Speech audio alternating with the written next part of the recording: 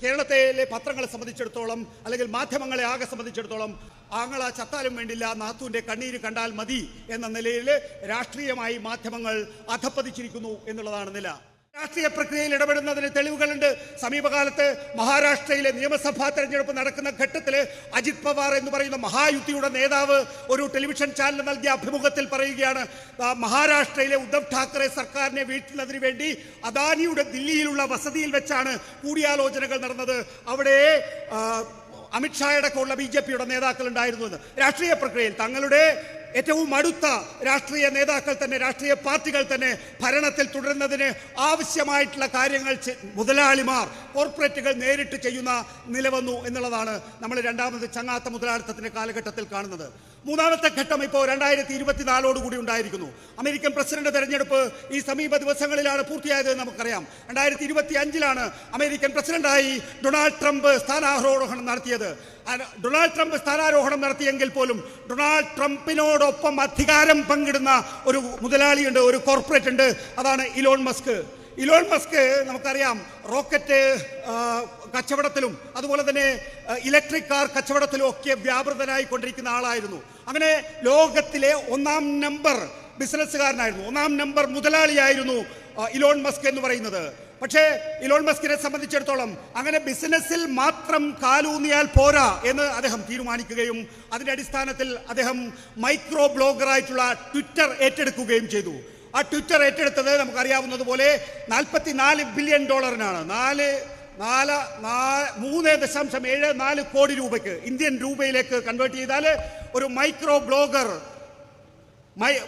Blogger Elon Musk ഏറ്റെടുത്തത് 3,74,000 കോടി രൂപയ്ക്ക്. അത്രയും മൂല്യം അതിനുണ്ടായിരുന്നില്ല. സെക്യൂരിറ്റി എക്സ്ചേഞ്ച് കമ്മീഷൻ ഇപ്പോഴും ഈ പറയുന്ന അധിക മൂല്യത്തിൽ ഇലോൺ മസ്ക് ട്വിറ്റർ എന്ന മൈക്രോ ബ്ലോഗർ ഏറ്റെടുത്തതിന് അമേരിക്കയിൽ കേസ് നിലനിൽക്കുന്നുണ്ട്. ഇലോൺ മസ്കിനെ സംബന്ധിച്ചിടത്തോളം എന്തിനാണ് അദ്ദേഹം ഇത്രയും മൂല്യം കുറഞ്ഞ ഒരു സ്ഥാപനം മൂല്യം ഉയർത്തിയെടുത്തത് എന്ന് ചോദിച്ചാൽ, അദ്ദേഹത്തെ സംബന്ധിച്ചിടത്തോളം അദ്ദേഹത്തിന് വെറും ഈ പറയുന്ന റോക്കറ്റ് ബിസിനസ്സിലോ അല്ലെങ്കിൽ ഈ പറയുന്ന ഇലക്ട്രിക് കാർ ബിസിനസ്സിലോ മാത്രം പങ്കാളിയായാൽ പോരാ, അധികാര പങ്കാളിത്തം വേണം എന്നുള്ളതാണ്. അപ്പോൾ 1-ാം ഘട്ടത്തിൽ ഉദാരവൽക്കരണ കാലഘട്ടത്തിൽ കോർപ്പറേറ്റ് കോൺഗ്ലമറേറ്റിലൂടെ രാഷ്ട്രീയക്കാരുമായി ഭരണാധികാരികളുമായി ബന്ധം സ്ഥാപിച്ച മുതലാളിമാർ 2-ാം ഘട്ടത്തിൽ ചങ്ങാത്ത മുതലാളിത്തത്തിന്റെ കാലഘട്ടത്തിൽ ഈ രാഷ്ട്രീയ പ്രക്രിയയിൽ കൂടി ഇടപെടുകയും അങ്ങനെ രാഷ്ട്രീയ പ്രക്രിയയിൽ ഇടപെട്ട് തങ്ങളുടെ ഭരണാധികാരികളുടെ അധികാരം സുരക്ഷിതമാക്കി നൽകുന്നതിലൂടെ അതിൻ്റെ വിഹിതം ഏറ്റുവാങ്ങുകയും 3-ാം ഘട്ടമാകുമ്പോഴേക്കും അധികാരത്തിന്റെ പങ്കാളിത്തത്തിലേക്ക് അവർ കടക്കുകയും ചെയ്തു എന്നുള്ളതാണ് നമ്മൾ അമേരിക്കയിലെ സാഹചര്യത്തിൽ കാണുന്നത്.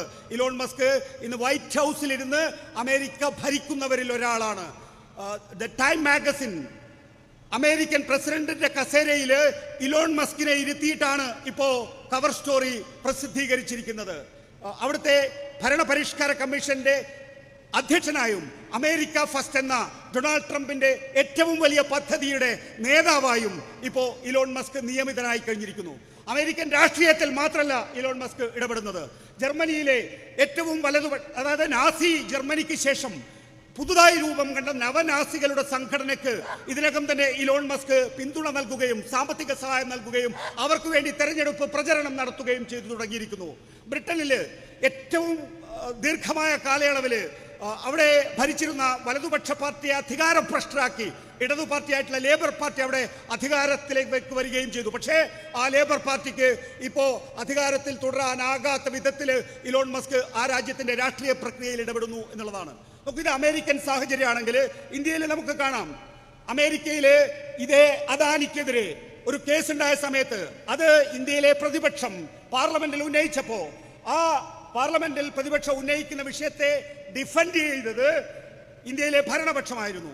എങ്ങനെയാണോ ബ്രിട്ടീഷ് ഈസ്റ്റ് ഇന്ത്യ കമ്പനി പ്രവർത്തിച്ചത് എന്ന നിലയിൽ മോദിയുടെ ഇന്ത്യയിൽ ഇപ്പോൾ അദാനിയുടെ കമ്പനി പ്രവർത്തിക്കുന്നു എന്ന തോന്നൽ ഉണ്ടാക്കുന്ന വിധത്തിലാണ് പാർലമെന്റിൽ ഇപ്പോൾ BJP അല്ലെങ്കിൽ കേന്ദ്ര സർക്കാർ പ്രവർത്തിച്ചുകൊണ്ടിരിക്കുന്നത്. അവരെ പ്രതിപക്ഷം ഉന്നയിച്ച ആക്ഷേപങ്ങൾക്ക് മറുപടിയായി പറഞ്ഞത് ഇന്ത്യയുടെ വികസന വാഹനത്തെ തടസ്സപ്പെടുത്താൻ വേണ്ടി അമേരിക്കയിലെ ഡീപ് സ്റ്റേറ്റും ജോർജ് സോറോസും ചേർന്ന് നടത്തുന്ന കുൽസിത പ്രവർത്തനം എന്ന് വെച്ചാൽ ഇന്ത്യയിലെ ഭരണപക്ഷം, ഇന്ത്യയുടെ ഭരണകൂടം ഈ ഭരണകൂടം ഒരു മുതലാളിക്ക് വേണ്ടി ഇന്ത്യൻ പാർലമെന്റിൽ തന്നെ ഡിഫൻസ് പറയുന്ന കാലഘട്ടത്തിലാണ് നമ്മൾ ജീവിച്ചിരിക്കുന്നത്. കാരണം നമ്മുടെ നാട് നന്നാകണമെങ്കിൽ, വളരണമെങ്കിൽ ഇപ്പോ അദാനി വേണം അല്ലെങ്കിൽ അംബാനി വേണം എന്നുള്ളതാണ് സ്ഥിതി. നമുക്കറിയാം, അംബാനി ഇന്ന് ഞാൻ നേരത്തെ ചൂണ്ടിക്കാണിച്ചതുപോലെ 350 വാർത്താ ചാനലുകളാണ് ഈ രാജ്യത്തുള്ളതെങ്കിൽ അതിലെ 72 ചാനലുകളും കൈയാളുന്നത് അംബാനിയാണ്. NDTV ദക്ഷിണ അടക്കം ഏറ്റെടുത്തുകൊണ്ട് അദാനിയും ഏതാണ്ട് അംബാനിയോടൊപ്പം എത്തിക്കഴിഞ്ഞിരിക്കുന്നു. ഇന്ന് കോർപ്പറേറ്റുകളുടെ കീഴിൽ മാത്രമായിരിക്കുന്നു എല്ലാ ടെലിവിഷൻ ചാനലുകളും, എല്ലാ വർത്തമാന പത്രങ്ങളും എന്ന് പറയുന്ന ഒരു സാഹചര്യമാണുള്ളത്. ചരിത്രം ആർക്കും വഴിപ്പെട്ട് നിൽക്കുന്നതല്ല എന്ന് നമുക്കറിയാം. അതുകൊണ്ടാണ് 2024 ലോക്സഭാ തെരഞ്ഞെടുപ്പ് ഏകപക്ഷീയമായ രീതിയിലുള്ള കോർപ്പറേറ്റ് വൽക്കരണത്തിലൂടെ ഈ രാജ്യത്തെ ജനങ്ങൾക്ക് ഈ മാധ്യമങ്ങളിലൂടെ ഒരൊറ്റ ദിശയിൽ മാത്രം വാർത്തകൾ ലഭിച്ചു തുടങ്ങിയപ്പോഴും അവിടെ ബ്രോഡ്ബാൻഡ് ഇന്റർനെറ്റിന്റെ ശക്തിയിൽ പുതിയ ഓൺലൈൻ മാധ്യമങ്ങൾ അല്ലെങ്കിൽ സോഷ്യൽ മീഡിയ ഉയർന്നു വന്നിട്ടുള്ളത്. സോഷ്യൽ മീഡിയയിൽ കാണുന്ന എല്ലാ കാര്യങ്ങളെയും നമ്മൾ ആകെ അംഗീകരിക്കുന്നില്ല. പക്ഷേ എങ്കിൽ പോലും സോഷ്യൽ മീഡിയയിൽ നല്ല ചില സൂചനകളുണ്ട് എന്ന് തെളിയിക്കുന്നതാണ് ഒരുപക്ഷെ മുഖ്യധാരാ മാധ്യമ പ്രവർത്തകരെ പോലും ഒരുപക്ഷെ നിഷ്പ്രഭമാക്കുന്ന വിധത്തിൽ സത്യസന്ധമായ രീതിയിലുള്ള അവലോകനങ്ങൾ നൽകാൻ ഈ പറയുന്ന സാമൂഹ്യ മാധ്യമങ്ങളിൽ ചില വ്യക്തികൾക്ക് സാധിച്ചത് നമുക്കറിയാം. ധ്രുവ്രാട്ടി, രവീഷ് കുമാർ എന്നീ പേരുകളുണ്ട്. അതുപോലെ തന്നെ ഓൺലൈൻ മാധ്യമങ്ങളിൽ പ്രബീർ പുർക്കായസ്തെ അടക്കമുള്ള പേരുകൾ നമ്മുടെ മുന്നിലുണ്ട്. ഞാൻ വേഗത്തിൽ പറഞ്ഞു പോവുകയാണ്. ഈ ഒരു സാഹചര്യം, അതായത് ചരിത്രം ആർക്കും വഴിപ്പെടുന്നതല്ല എന്നുള്ള നിലയിലേക്ക് കാര്യങ്ങൾ എത്തിയിരിക്കുന്നു. മാധ്യമങ്ങളെ ഒരുപക്ഷെ ഭരണകൂടം അതിൻ്റെ അധികാര ശക്തി ഉപയോഗിച്ച് തടഞ്ഞു നിർത്തിയാൽ പോലും ആ തടഞ്ഞു നിർത്തലിനെ അതിജീവിക്കാൻ കഴിയുന്ന സ്രോതസ്സുകൾ അവയ്ക്കുണ്ടാകുമെന്നും അങ്ങനെ ബ്രോഡ്ബാൻഡ് ഇന്റർനെറ്റിന്റെ സ്രോതസ്സിലൂടെ ഇപ്പോൾ ഓൺലൈൻ മാധ്യമങ്ങളും അതുപോലെ തന്നെ സാമൂഹ്യ മാധ്യമങ്ങളും ഉയർന്നു വരുന്നു എന്നുള്ളതാണ്. ഇനിയുമേറെ മുന്നോട്ട് പോകാനുണ്ട്. ഈ ഓൺലൈൻ മാധ്യമങ്ങളെ സംബന്ധിച്ചിടത്തോളം ഉള്ള പ്രത്യേകത എന്ന് പറയുന്നത് അച്ചടി മാധ്യമങ്ങളെ പോലെയോ അല്ലെങ്കിൽ ടെലിവിഷൻ മാധ്യമങ്ങളെ പോലെയോ അതിന് വലിയ നിലയിൽ ക്യാപിറ്റൽ എക്സ്പെൻഡിച്ചർ ആവശ്യമില്ല, പ്രവർത്തന മൂലധനം ആവശ്യമില്ല എന്നുള്ളതാണ്. അങ്ങനെ മൂലധനം അധികം വേണ്ടാത്ത ഈ പറയുന്ന ഓൺലൈൻ മാധ്യമങ്ങളിലൂടെ പുതിയ സംരംഭങ്ങൾ ഉയർന്നു വരുന്നു. അങ്ങനെയാണ് പ്രബീർ പുർക്കായസ്തെയുടേതടക്കമുള്ള ഓൺലൈൻ മാധ്യമങ്ങൾ ഇപ്പോൾ ഉയർന്നു വന്നുകൊണ്ടിരിക്കുന്നത്. അതിനെ തടയുന്നതിന്റെ ഭാഗം കൂടിയാണ് 2024 ലോക്സഭാ തെരഞ്ഞെടുപ്പിൽ എവിടെയൊക്കെ തടയിടേണ്ടതുണ്ടോ അവിടെയൊക്കെ തടയിട്ടപ്പോൾ അതിലെ ഒരു പ്രധാനപ്പെട്ട മേഖലയായി ഓൺലൈൻ മാധ്യമങ്ങളെ നരേന്ദ്രമോദി സർക്കാർ കണ്ടത്. നമുക്കറിയാം, CPM അടക്കമുള്ള ദേശീയ പാർട്ടികളുടെ ഫണ്ട് മരവിപ്പിച്ചു, അരവിന്ദ് കെജ്രിവാൾ അടക്കമുള്ള നേതാക്കളെ അറസ്റ്റ് ചെയ്തു. അതിനോടൊപ്പമാണ് പ്രബീർ പുർക്കായസ്തെ എന്ന് പറയുന്ന ഓൺലൈൻ മാധ്യമ പ്രവർത്തകനെ അറസ്റ്റ് ചെയ്തത് എന്ന് കാണുമ്പോൾ ആ മേഖലയ്ക്ക് വർദ്ധിച്ചു വരുന്ന പ്രാധാന്യം, ആ മേഖലയെ വേണ്ട നിലയിൽ കത്രിക പൂട്ടിട്ട് നിർത്താൻ നരേന്ദ്രമോദി സർക്കാരിന് സാധിച്ചില്ല എന്നുള്ളത് കൊണ്ടാണ് ആ മേഖലയെ തടഞ്ഞു നിർത്താൻ നരേന്ദ്രമോദി സർക്കാർ ശ്രമിക്കുന്നത്. നോക്കൂ, ഇത് ഇന്ത്യയിലെ ആകെ സാഹചര്യം. അച്ചടി മാധ്യമങ്ങൾ അതുപോലെ തന്നെ ടെലിവിഷൻ മാധ്യമങ്ങൾ ആകെ കോർപ്പറേറ്റ് വൽക്കരിക്കപ്പെടുമ്പോൾ ആ കോർപ്പറേറ്റുകളുടെ മുതലാളിമാർ പറയുന്ന വിധത്തിൽ ഈ മാധ്യമങ്ങൾക്ക് പ്രവർത്തിക്കേണ്ടി വരുന്നു. അങ്ങനെ അവർക്ക് BJP ഉയർത്തുന്ന മുദ്രാവാക്യങ്ങൾ അതേപോലെ ഏറ്റുവിളിക്കേണ്ട സാഹചര്യമുണ്ട്.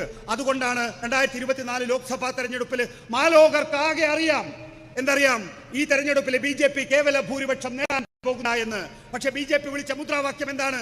BJP വിളിച്ച മുദ്രാവാക്യം എന്ന് പറയുന്നത് അബ്കി ബാർ 400 പാർ എന്നാണ്. അബ്കി ബാർ 400 പാർ എന്ന BJP മുദ്രാവാക്യം സർവേകളിൽ മാത്രമല്ല എക്സിറ്റ് പോളിൽ പോലും ഇന്ത്യൻ മാധ്യമങ്ങൾ ഏറ്റുവിളിച്ചു എന്ന് പറയുമ്പോൾ അതിന്റെ വിശ്വാസ്യത എവിടെ ചെന്ന് നിൽക്കുന്നു എന്നുള്ളതാണ് നമ്മൾ കാണേണ്ടത്. നോക്കൂ, നമ്മളിപ്പോ കേരളത്തിലേക്ക് വന്നാൽ കേരളത്തിലേതിലും വ്യത്യസ്തമായ സാഹചര്യമല്ല. നേരത്തെ പറഞ്ഞു, 1990കളുടെ തുടക്കത്തിൽ ഇന്ത്യയിൽ അപ്ലിങ്കിങ്ങും അപ്ലിങ്കിങ് അനുവദിക്കാത്ത ഘട്ടത്തിൽ വിദേശ രാജ്യത്ത് ആദ്യം മോസ്കോയിൽ, പിന്നീട് മാനിലയിൽ, പിന്നീട് സിംഗപ്പൂരിൽ ഒക്കെ പോയി കേരളത്തിന്റെ ഭാഷയിൽ, മലയാള ഭാഷയിൽ വാർത്താ സംപ്രേഷണം തത്സമയമായിരിക്കണം എന്ന് കരുതി എല്ലാ വെല്ലുവിളികളും ഏറ്റെടുത്ത ഒരു ടീമായിരുന്നു ആദ്യത്തെ ഏഷ്യാനെറ്റ് എന്ന് പറയുന്നത്. അതിലെ കേരളത്തിന്റെ സ്വഭാവവുമായിരുന്നു. ഏഷ്യാനെറ്റ് ആ കാലഘട്ടത്തിൽ കണ്ടവര് ഈ സദസ്സിൽ ഇരിക്കുന്നുണ്ടാവും. ഏഷ്യാനെറ്റ് ഏതെങ്കിലും രാഷ്ട്രീയത്തിലെ ഏതെങ്കിലും കക്ഷിയുടെ പക്ഷം പിടിച്ചിട്ടില്ല എന്ന് നമുക്കറിയാം. പക്ഷെ കേരളത്തിന്റെ സ്വഭാവം ആ ചാനലിനുണ്ടായിരുന്നു എന്ന് നമുക്കറിയാം. പിന്നീട് പല പല ചാനലുകൾ വന്നു, പല പല സ്വഭാവങ്ങൾ വന്നു. അങ്ങനെ പല പല സ്വഭാവങ്ങൾ ഉണ്ടാകുമ്പോഴും അതിൽ പോലും അത് ബഹുസ്വരതയുടെ നിറമുണ്ടായിരുന്നു, മണമുണ്ടായിരുന്നു. നമുക്ക് ഇടതാനുകൂല ചാനലുകൾ ഉണ്ടായിരുന്നു, അതുപോലെ തന്നെ വലതാനുകൂല ചാനലുകൾ ഉണ്ടായിരുന്നു. പക്ഷേ എങ്കിൽ പോലും വ്യത്യസ്ത ചാനലുകളാണെങ്കിലും വ്യത്യസ്ത സ്വരം അതിലുണ്ടാകുന്നത് നമ്മളൊക്കെ തന്നെയും അഭിമാനത്തോടു കൂടി കാത്തു സൂക്ഷിച്ചു. പിന്നീട് 2024 വന്നു, നമ്മൾ 2014 വന്നു. പിന്നീട് BJPയെ സംബന്ധിച്ചിടത്തോളം ദേശീയ തലത്തിൽ കോർപ്പറേറ്റ് മാധ്യമങ്ങളെല്ലാം ഏറ്റെടുക്കുന്നത് ഒരു അവരുടെ സ്വഭാവത്തിനനുസരിച്ച രീതിയായി മാറിയപ്പോൾ കേരളത്തിലെ ചാനലുകൾക്കും ആ നിലയിൽ മാറ്റങ്ങൾ വന്നു എന്നുള്ളതാണ് യാഥാർത്ഥ്യം. യഥാർത്ഥത്തിൽ ഈ അടുത്ത കാലഘട്ടത്തിൽ പൂർണ്ണമായും കേരളത്തിലെ മാധ്യമങ്ങൾ വലതുപക്ഷവൽക്കരിക്കപ്പെട്ടുകൊണ്ടിരിക്കുന്നു എന്നുള്ളത് ഒരു നിരീക്ഷണമായി അവതരിപ്പിക്കുന്നതല്ല, അതൊരു വസ്തുതയായി മാറിക്കൊണ്ടിരിക്കുന്നു എന്നുള്ളതാണ്. നോക്കൂ, നമ്മളിപ്പോൾ ചിലപ്പോൾ ഇത്തരം സംവാദങ്ങൾ ഉണ്ടാകുന്ന ഘട്ടത്തിൽ, പരസ്പരം അങ്ങോട്ടും ഇങ്ങോട്ടും ചോദ്യങ്ങൾ ഉണ്ടാകുന്ന ഘട്ടത്തിൽ അങ്ങനെ പറയാമോ? കാരണം കേരളത്തിൽ ഭരിക്കുന്നത് ഇടതുപക്ഷ ജനാധിപത്യ മുന്നണിയാണ്. ഇടതുപക്ഷ ജനാധിപത്യ മുന്നണിക്കെതിരെ വാർത്തകൾ വരിക എന്ന് പറയുന്നത് പ്രതിപക്ഷ ധർമ്മമാണ്, അല്ലെങ്കിൽ മാധ്യമ ധർമ്മമാണ് എന്നൊക്കെ നമുക്ക് ചിലപ്പോൾ സംശയങ്ങൾ ഉണ്ടായേക്കാം. പക്ഷെ നോക്കൂ, ഇന്ന് അച്ചടി മാധ്യമങ്ങൾ നിരന്തരം എല്ലാ ദിവസവും വായിക്കുന്നവരായിരിക്കും നിങ്ങളെല്ലാം സംബന്ധിച്ചിടത്തോളം. ആ പത്രത്തിൻ്റെ ഗുണനിലവാരം ഒന്ന് പരിശോധിക്കുക. അതിൻ്റെ എഡിറ്റോറിയൽ പേജിൻ്റെ അവസ്ഥ ഒന്ന് നിങ്ങൾ നോക്കിക്കാണുക. അതിൻ്റെ എഡിറ്റോറിയൽ ഓരോ വിഷയത്തിൽ, ഇപ്പോൾ ഉദാഹരണത്തിന് കേരളം ഇന്ന് അഭിമുഖീകരിക്കുന്ന ഏറ്റവും പ്രധാനപ്പെട്ട വിഷയം കൈയാളാൻ കഴിയുന്ന ഒരാളാണ് സഖാവ് KN ബാലഗോപാൽ. കേരളത്തെ സംബന്ധിച്ചിടത്തോളം അതിൻ്റെ ഓരോ ധനകാര്യ കമ്മീഷൻ പൂർത്തിയാക്കുന്ന ഘട്ടത്തിൽ നമുക്കറിയാം അത് 3.8 ആയിരുന്നിടത്ത് നിന്ന് 1.9. ഈ അടുത്ത ദിവസങ്ങളിലാണ് 16-ാം ധനകാര്യ കമ്മീഷൻ കേരളത്തിലെത്തിയിട്ടുള്ളത്. 16-ാം ധനകാര്യ കമ്മീഷൻ കേരളത്തിലെത്തുന്നതിന് മുമ്പ് തന്നെ കേരള സർക്കാർ BJP ഇതര ഗവൺമെന്റുകളുടെ ധനകാര്യ മന്ത്രിമാരെ നമ്മുടെ കേരളത്തിലേക്ക് വിളിച്ചു വരുത്തുകയും 16-ാം ധനകാര്യ കമ്മീഷനിലെ സംസ്ഥാനങ്ങൾ ഫെഡറൽ സ്വഭാവത്തിൽ ആവശ്യപ്പെടുന്ന കാര്യങ്ങൾ എന്തൊക്കെയായിരിക്കണം എന്ന് കൂടിയാലോചിക്കുകയും ചെയ്തു. അതിൻ്റെ പത്ര റിപ്പോർട്ടുകളൊക്കെ നമ്മുടെ മുന്നിലുണ്ട്. ഇതിനുശേഷമാണ് 16-ാം ധനകാര്യ കമ്മീഷൻ കേരളത്തിലെത്തിയത് എന്ന് നമ്മൾ കണ്ടതാണ്. ഈ 16-ാം ധനകാര്യ കമ്മീഷൻ കേരളത്തിലെത്തുമ്പോൾ നമ്മളെ സംബന്ധിച്ചിടത്തോളം, കേരളത്തെ സംബന്ധിച്ചിടത്തോളം ഉള്ള ഏറ്റവും പ്രധാനപ്പെട്ട ഇവന്റ് എന്ന് പറയുന്നത് 16-ാം ധനകാര്യ കമ്മീഷന്റെ നിഗമനമായിരിക്കും. ആ നിഗമനം എന്തായിരിക്കണമെന്ന് സംബന്ധിച്ചോ, കേരളത്തിൻ്റെ ആവശ്യങ്ങൾ സംബന്ധിച്ചോ എത്ര പത്രങ്ങൾ എഡിറ്റോറിയൽ എഴുതിയിട്ടുണ്ട്, എത്ര പത്രങ്ങൾ എഡിറ്റോറിയൽ പേജിൽ ലേഖനങ്ങൾ എഴുതിയിട്ടുണ്ട്. കേരളത്തിലെ പത്രങ്ങളെ സംബന്ധിച്ചിടത്തോളം, അല്ലെങ്കിൽ മാധ്യമങ്ങളെ ആകെ സംബന്ധിച്ചിടത്തോളം അതൊരു പ്രധാനപ്പെട്ട വിഷയമല്ല. കാരണം എന്താ? ആങ്ങള ചത്താലും വേണ്ടില്ല, നാത്തൂൻ്റെ കണ്ണീര് കണ്ടാൽ മതി എന്ന നിലയിൽ രാഷ്ട്രീയമായി മാധ്യമങ്ങൾ അധപ്പതിച്ചിരിക്കുന്നു എന്നുള്ളതാണ് നില. ഈ അടുത്ത ദിവസങ്ങളിലാണ് CBIയുടെ കുറ്റപത്രം വന്നത്. നമുക്കറിയാം വാളയാറിലെ അമ്മയുടെ 2021 നിയമസഭാ തെരഞ്ഞെടുപ്പിൽ നമുക്കറിയാം 2 പ്രധാനപ്പെട്ട വിഷയങ്ങളാണ് ഞാനടക്കമുള്ള മാധ്യമ പ്രവർത്തകർ മാധ്യമങ്ങൾ ഉയർത്തിയത്. ഒന്ന് സ്വർണ്ണക്കള്ളക്കടത്ത്, 2 വാളയാർ അമ്മയുടെ കണ്ണുനീര്. വാളയാർ അമ്മയെ ഞാൻ സ്വർണ്ണക്കള്ളക്കടത്തിലേക്ക് പോകുന്നില്ല. സ്വർണ്ണക്കള്ളക്കടത്തിൽ ഇപ്പോൾ ആർക്കെതിരെയാണ് പിഴ വിധിച്ചുകൊണ്ടിരിക്കുന്നത്, ആർക്കെതിരെയാണ് അന്വേഷണ ഏജൻസികൾ തിരിയുന്നത് എന്ന് നിങ്ങൾക്ക് എല്ലാവർക്കും അറിയാവുന്നതാണ്. വാളയാർ കാര്യം എടുക്കാം. എൻ്റെ കണ്ണൂർ ജില്ലയിലെ ധർമ്മടം എന്ന നിയമസഭാ മണ്ഡലത്തിലെ സ്ഥാനാർത്ഥിയായിരുന്നു വാളയാറമ്മ. ഈ വാളയാറമ്മയെ കേരളത്തിൻ്റെ വ്യത്യസ്തങ്ങളായിട്ടുള്ള നിയമസഭാ മണ്ഡലങ്ങളിൽ UDF പ്രചരണത്തിനായി ഉപയോഗിച്ചു എന്നുള്ളതും നമുക്കറിയാവുന്ന കാര്യമാണ്. സ്വാഭാവികമായിട്ടും, കാരണം 7ഉം 13ഉം വയസ്സുള്ള 2 പെൺകുട്ടികൾ മരിച്ചു എന്നുള്ളത് നമ്മുടെ മുന്നിലുള്ള യാഥാർത്ഥ്യമാണ്. ആ കുട്ടികളുടെ അമ്മയാണ് ഈ വാളയാറമ്മ.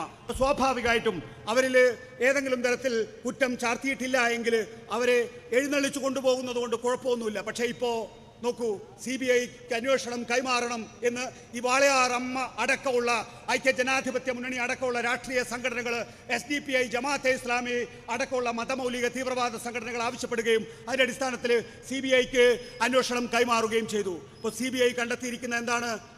7 വയസ്സും 13 വയസ്സും പ്രായമുള്ള ഈ കുഞ്ഞുങ്ങളെ നരാധമന്മാർക്ക് എറിഞ്ഞുകൊടുത്തത് ആ വാളയാറിലെ അമ്മ തന്നെയായിരുന്നു എന്ന യാഥാർത്ഥ്യമാണ്. നോക്കൂ, ഇവിടെ ഒരു പ്രധാനപ്പെട്ട പ്രശ്നമുണ്ട്. ഞാൻ നേരത്തെ ഉന്നയിച്ച വിഷയമുണ്ട്. ഈ വാർത്ത, അതായത് CBI കുറ്റപത്രത്തിലെ ഏറ്റവും പ്രധാനപ്പെട്ട അംശങ്ങളടങ്ങിയ ഈ വാർത്ത എത്ര പത്രങ്ങൾ റിപ്പോർട്ട് ചെയ്യുന്നുണ്ട് എന്നുള്ളതാണ്. എത്രയധികം റിപ്പോർട്ടുകൾ അവർ CBIക്ക് ഈ കേസ് വിട്ടുകൊടുക്കണം എന്നാവശ്യപ്പെട്ട് നൽകി എന്നുള്ളത് നമ്മുടെ മുന്നിലുള്ള കാര്യമാണ്. അവരുടെ സമരങ്ങൾ നിരന്തരമായി വാർത്താ ചാനലുകളിൽ, അച്ചടി മാധ്യമങ്ങളിൽ ഉയർന്നു വന്നിട്ടുണ്ട് എന്നുള്ളത് നമുക്കറിയാവുന്നതാണ്. ഇപ്പോൾ CBIക്ക് വിട്ടുകൊടുക്കണം എന്ന് പറഞ്ഞ് CBIക്ക് വിട്ടുകൊടുക്കുകയും CBI അതിൻ്റെ കുറ്റപത്രം സമർപ്പിക്കുകയും ചെയ്തപ്പോൾ മലയാള മാധ്യമങ്ങളിൽ, പ്രത്യേകിച്ച് അച്ചടി മാധ്യമങ്ങളിൽ ആ വാർത്ത കാണാനില്ല. പകരം ഈ വാർത്ത നമ്മൾ കണ്ടെത്തുന്നതിന് വേണ്ടി മദ്രാസിൽ നിന്നിറങ്ങുന്ന ദ ഹിന്ദു എന്ന് പറയുന്ന വർത്തമാന പത്രം വായിക്കേണ്ട സ്ഥിതിവിശേഷമാണുള്ളത്. 1990കളിലാണ് K കരുണാകരനെതിരെ ISRO ചാരക്കേസ് ഉണ്ടായിട്ടുള്ളത്. നമുക്കെല്ലാവർക്കും അറിയാം. എൻ്റെ തലമുറയിലും സംഭവിച്ച കാര്യം തന്നെയാണത്. ISRO ചാരക്കേസ് സംഭവിച്ചപ്പോൾ നമ്മൾ നമ്പിനാരായൺ, രമൺ ശ്രീവാസ്തവ, കെ കരുണാകരൻ എന്ന ആഭ്യന്തരമന്ത്രി, ആ കാലഘട്ടത്തിൽ അത് ഇടതുപക്ഷ ജനാധിപത്യ മുന്നണിയാണ് അന്ന് പ്രതിപക്ഷത്തിരിക്കുന്നതെങ്കിൽ പോലും ഇടതുപക്ഷ ജനാധിപത്യ മുന്നണി എല്ലാ വിഷയം ഉയർത്തിക്കൊണ്ടുവന്നതെന്നറിയാം. കരുണാകരന്റെ കോൺഗ്രസിലെ മുഖ്യ എതിരാളിയായിട്ടുള്ള AK ആന്റണി പക്ഷത്തെ ഫസ്റ്റ് ലെഫ്റ്റനന്റ് ആയിട്ടുള്ള ഉമ്മൻചാണ്ടിയാണ് ആ കാലഘട്ടത്തിൽ ആ വിഷയം ഉയർത്തിക്കൊണ്ടുവന്നത്. അദ്ദേഹം വലിയ യാത്ര നടത്തി കേരളത്തിന്റെ അങ്ങേയറ്റം മുതൽ ഇങ്ങേയറ്റം വരെ. കെ കരുണാകരൻ എന്ന തന്റെ പാർട്ടിയിൽപ്പെട്ട മുഖ്യമന്ത്രി രാജിവെക്കണം എന്നാവശ്യപ്പെട്ടുകൊണ്ട് കെ കരുണാകരന് ലീഗ് കൂടി ഈ ഉമ്മൻചാണ്ടിയോടൊപ്പം ചേർന്നപ്പോൾ മുഖ്യമന്ത്രി സ്ഥാനം രാജിവെക്കേണ്ടി വന്നു. പിൽക്കാലത്ത് അതായിരുന്നില്ല സത്യം എന്നറിഞ്ഞപ്പോൾ നമ്മൾ ഈ രാജ്യം നമ്പിനാരായണ നഷ്ടപരിഹാരം കൊടുത്തു. ഈ സംസ്ഥാനം രമൺ ശ്രീവാസ്തവ എന്ന ആൾക്ക് വിളിച്ച് DGP പദവി കൊടുത്തു. പിണറായി വിജയനെതിരെ 2021 നിയമസഭാ തെരഞ്ഞെടുപ്പിൽ അല്ലെങ്കിൽ അതിനുശേഷവും ഉയർത്തിക്കൊണ്ടുവന്നിട്ടുള്ള ഏറ്റവും പ്രധാനപ്പെട്ട വിഷയമായിരുന്നു ഇത് എന്ന് നമുക്കറിയാം. ആ വിഷയത്തിൽ ഇപ്പോൾ തെറ്റുപറ്റിപ്പോയി എന്ന് പറയേണ്ടതില്ല. പക്ഷേ തിരുത്താൻ ഒരു ഏജൻസിക്ക് കഴിഞ്ഞിരുന്നുവെങ്കിൽ, സംസ്ഥാന പോലീസിനെ തന്നെ തിരുത്താൻ ഒരു ഏജൻസിക്ക് കഴിഞ്ഞിരുന്നുവെങ്കിൽ ആ വാർത്ത നൽകാൻ കഴിയുന്നില്ല എന്ന് പറയുന്ന രാഷ്ട്രീയ അന്ധത കേരളത്തിലെ മാധ്യമങ്ങൾക്കുണ്ട് എന്നുള്ളതാണ് എൻ്റെ നിഗമനം. പ്രിയപ്പെട്ട സുഹൃത്തുക്കളെ, ഞാൻ ദീർഘിപ്പിക്കുന്നില്ല. ഇത് ഒരു വെറും മാധ്യമങ്ങളുടെ എഡിറ്റോറിയലുമായി ബന്ധപ്പെട്ട വിഷയമല്ല. ഇതൊരു രാജ്യം എങ്ങോട്ടാണ് നീങ്ങുന്നത് എന്നതിൻ്റെ ഒരു വലിയ വിപുലമായിട്ടുള്ള വിഷയമാണിത്. ഒരു രാജ്യം പൂർണ്ണമായും വലതുപക്ഷവൽക്കരിക്കപ്പെടുമ്പോൾ, പൂർണ്ണമായും മാധ്യമങ്ങൾ ഈ വലതുപക്ഷ കോൺഗ്ലമറേറ്റിന്റെ ഭാഗമായി മാറുമ്പോൾ, ഒളിഗാർക്കിയുടെ ഭാഗമായി മാധ്യമങ്ങൾ മാറുമ്പോൾ ഉണ്ടാകാൻ സാധ്യതയുള്ള സാധാരണ സംഭവങ്ങളാണ്. നമ്മൾ ഇതിനെ സാധാരണ കണ്ണുകൾ കൊണ്ട് മാത്രം നോക്കിയാൽ അത് പൂർണ്ണമാകില്ല, നമ്മുടെ നിരീക്ഷണം പൂർത്തിയാകില്ല.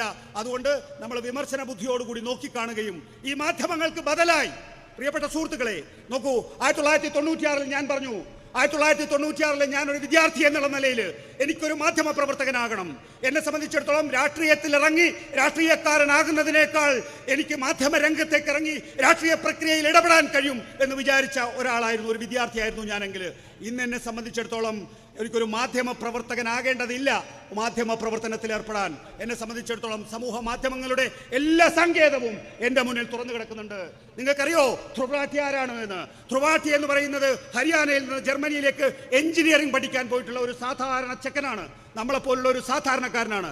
അവന് ഇന്ത്യയിലെ ഏറ്റവും മികച്ച ജേർണലിസ്റ്റ് എന്ന് ഞാൻ കരുതുന്ന രാജീവ് സർദേശായിയേക്കാൾ ഉപരിയായിട്ട് പൊളിറ്റിക്കൽ ഡിസ്കോഴ്സ് നടത്താൻ കഴിയുമെങ്കിൽ നമുക്കെല്ലാവർക്കും അതിന് സാധിക്കും. ഒരുപക്ഷെ ടെലിവിഷനിൽ ഇത്രയും കാലം ഇരുന്ന എന്നെക്കാൾ കൂടുതൽ അതൊന്നും അറിയാത്ത നിങ്ങളിലൂടെ ആയിരിക്കും, നിങ്ങളുടെ ശൈലിയിലൂടെ ആയിരിക്കും ഒരുപക്ഷെ ആളുകൾ അത് കൂടുതലായി സ്വീകരിക്കുക. അതുകൊണ്ട് ഞാനോ നിങ്ങളോ എന്നുള്ളതല്ല, എല്ലാവരും നിങ്ങളുടേതായ രാഷ്ട്രീയ നിരീക്ഷണങ്ങളിൽ ഏർപ്പെടുകയാണെങ്കിൽ, മലയാളിക്ക് ഒരു പ്രത്യേകതയുണ്ട്. മലയാളി എന്ന് പറയുന്നത് വെറും കേരളത്തിന്റെ അല്ലെങ്കിൽ ഈ കൊട്ടാരക്കരയുടെ രാഷ്ട്രീയം മാത്രം ഉറ്റുനോക്കുന്നവരല്ല. നമ്മൾ കേരള രാഷ്ട്രീയം ഉറ്റുനോക്കുന്നത് പോലെ, നമ്മൾ ദേശീയ രാഷ്ട്രീയം ഉറ്റുനോക്കുന്നത് പോലെ നമ്മൾ ലോകരാഷ്ട്രീയവും ഉറ്റുനോക്കുന്നവരാണ്. നമുക്ക് എല്ലാ മേഖലകളിലെയും രാഷ്ട്രീയ പ്രക്രിയയിൽ ഇടപെടാൻ കഴിയുന്ന ബുദ്ധിശക്തി, അറിവ്, വിവരം, വായന നമുക്കുണ്ട്. നമ്മളെല്ലാം ഒന്നു ചേർന്നാൽ നമുക്ക് ഈ മുഖ്യധാര മാധ്യമങ്ങളെ അതിജീവിക്കാൻ കഴിയുന്ന വലിയ ശക്തിയായി മാറും എന്നുള്ളതാണ്. ഒരു കാര്യം കൂടി പറഞ്ഞ് ഞാൻ അവസാനിപ്പിക്കുകയാണ്.